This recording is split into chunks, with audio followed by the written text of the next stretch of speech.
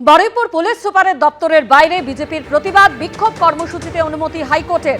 আগামীকাল দুপুর 2টো থেকে বিকেল 5টা পর্যন্ত কর্মসূচি। শুভেন্দু অধিকারীর 1000 কর্মী সমর্থক নিয়ে কর্মসূচির অনুমতি আদালতের।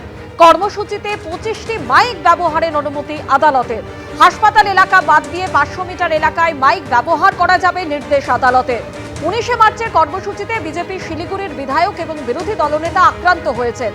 গাড়িতেও হামলা করা হয়েছে দাবি বিজেপির আইনজীবী পুলিশকে ইমেল করেছিলেন। পুলিশের তরফ থেকে পাল্টা ইমেল করে তথ্য চাওয়া হয়, তার আর কোনো উত্তর পাওয়া যায়নি সওয়াল রাজ্যে।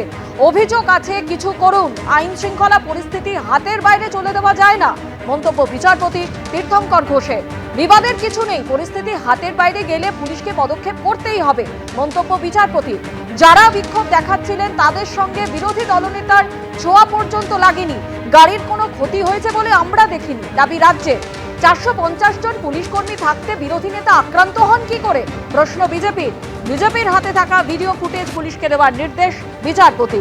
আগামীকাল এই মামলার ফের শুনানি। আগামীকাল বারুইপুরে দেখা হবে 78তম হাইকোর্টের অর্ডারে।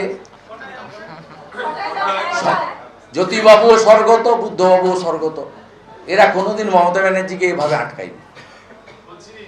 আমার মনে পড়ছে না মমতা ব্যানার্জি হাইকোর্টে গিয়ে কোনো কর্মসূচি করেছেন।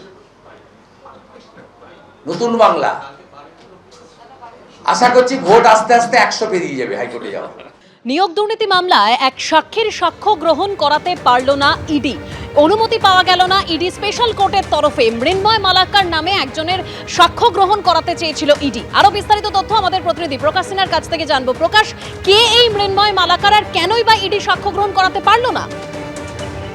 দেখো, তুমি জানো যে ইডির যে শিক্ষা নিয়োগ দুর্নীতি মামলা, সেই মামলার বিচার প্রক্রিয়া চলছে এবং প্রায় প্রত্যেক দিন সাক্ষীদের সাক্ষ্য গ্রহণের প্রক্রিয়া শুরু হয়।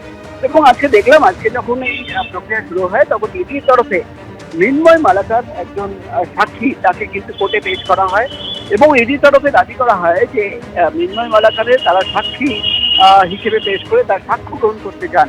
কিন্তু তখনই আমরা দেখলাম যে পার্থ চট্টোপাধ্যায়ের আইনজীবীরা তারা কিন্তু তীব্র বিরোধিতা করেন এবং তারা বলেন যে ইডির যে চার্জশিট, যেখানে 54 জনের বিরুদ্ধে অভিযুক্ত দেখিয়ে চার্জশিট করা হয়েছে, সেখানে দুটো কোম্পানির নাম রয়েছে। প্রথম কোম্পানি অনন্ত ডেস্কফ্যাব প্রাইভেট লিমিটেড এবং দ্বিতীয় কোম্পানি ভিউমোর প্রাইভেট লিমিটেড। এবং পার্থ চট্টোপাধ্যায়ের আইনজীবীরা দাবি করেন যে এই দুটি কোম্পানি যাকে অভিযুক্ত হিসেবে দেখানো হয়েছে, সেই কোম্পানির ডাইরেক্টর ছিলেন মৃন্ময় মালাকার। তাহলে কি করে একটা কোম্পানি যার বিরুদ্ধে অভিযোগ রয়েছে, যার বিরুদ্ধে চার্জশিট করা হলো, সেই কোম্পানি ডাইরেক্টরকে সাক্ষ্য হিসেবে পেশ করে, সাক্ষী হিসেবে পেশ করে তার সাক্ষ্য গ্রহণ করা যেতে পারে? এবং এই সওয়াল করার পরেই কিন্তু কোর্টের প্রশ্ন, যেটা হতে পারে না। এবং বিচারক বলেন, যেহেতু কোম্পানির নাম অভিযুক্ত হিসেবে চার্জশিটে রয়েছে, সেই কোম্পানি ডাইরেক্টর কিন্তু সাক্ষী হতে পারে না। এখানেই আমরা দেখলাম যে ইডি আধিকারিকরা যারা কিন্তু সাক্ষী হিসেবে মৃন্ময় মালাকারের সাক্ষ্য গ্রহণ করাতে চেয়েছিলেন, সেটা কিন্তু করতে পারলেন না। আগামী দিনে অন্য সাক্ষীদের নিয়ে এসে তাদের সাক্ষ্য গ্রহণ করানোর নির্দেশ দিয়েছে আদালত। ধন্যবাদ প্রকাশ।